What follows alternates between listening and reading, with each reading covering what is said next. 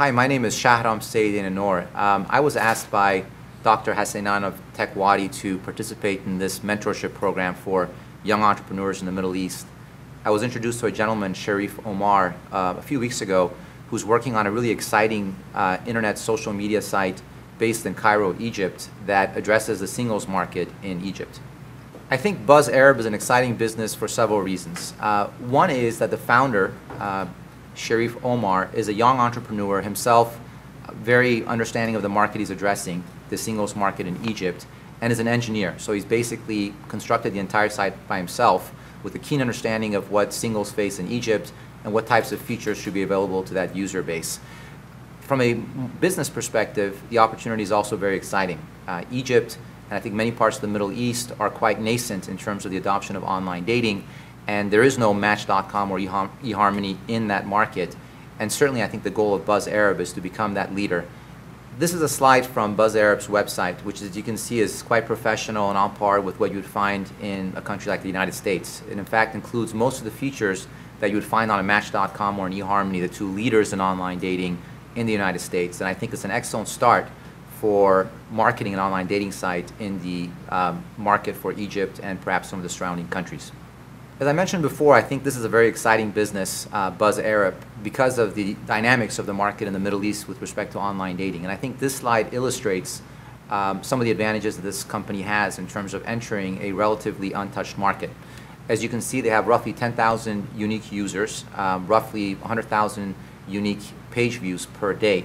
And that's a pretty positive statistic for a company that's only been around for a few months. I think some of the things that Sharif Omar has done right include engaging in a very selective process for who he lets into the site. More than half the users who apply to become members of BuzzArab are actually rejected based on perhaps their lack of seriousness for dating or other criteria which the entrepreneur in this case has decided is instrumental to having a vibrant dating site. As you can see from this slide, the growth has been quite dramatic and I think fairly robust for a company of this age. It's only been around for about 6 months. And we already have a few success stories on the site. There are several couples that have met by use of BuzzArab, and I believe one couple is actually getting married in the next few months. Again, very, very exciting validation for a company that's in the very early stages of its growth. My involvement with BuzzArab has been fairly recent. I was introduced to the entrepreneur only a few weeks ago, and yet in our first few meetings, I think we've already touched upon some of the issues and begun devising strategies for some of the challenges that lie ahead for a company at this stage. Those include the types of investors and advisors that this young startup would like to include in order to scale and grow in the way that it thinks appropriate. I think one of the principal questions that any startup in the Middle East might ask themselves is whether or not they should attempt to approach investors in the United States or Europe, or whether they should really stick to the local market, the market in the country in which they exist, and seek investors from that region. There are benefits and costs to each approach. Obviously, if you choose a strategic investor or an experienced investor in your region of business, you're dealing with someone who understands the market and who understands the way business is done in that country. On the other hand, if you choose investors, for example, from Silicon Valley, which is where I reside, you're dealing with investors that are very sophisticated when it comes to the technology market, and also who have quite a bit of experience investing in other similar startups, perhaps even similar products.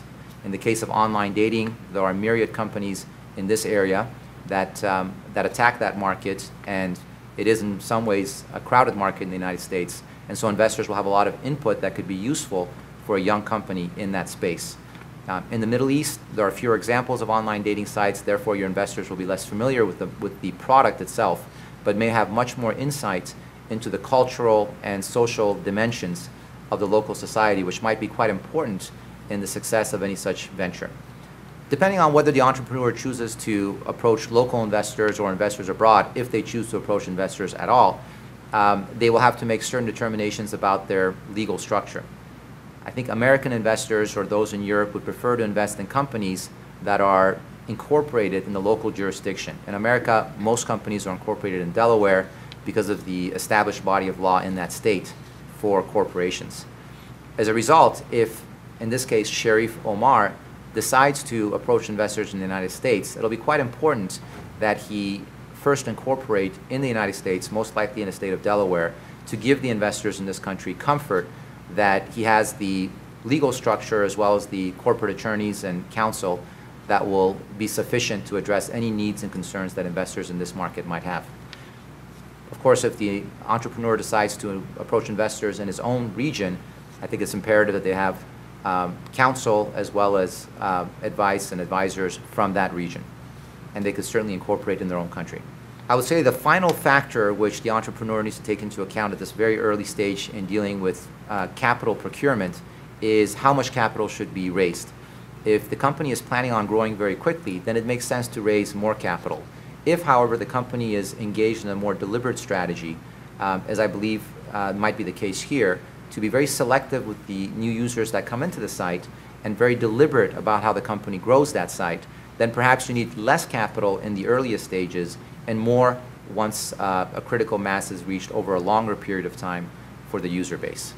In either event, these are important questions that I think any startup will need to grapple with at this early stage, and despite the fact that I've only been involved in a few discussions with this very promising entrepreneur, we've already begun addressing and surfacing some of these issues, and we'll hopefully address them in the coming months.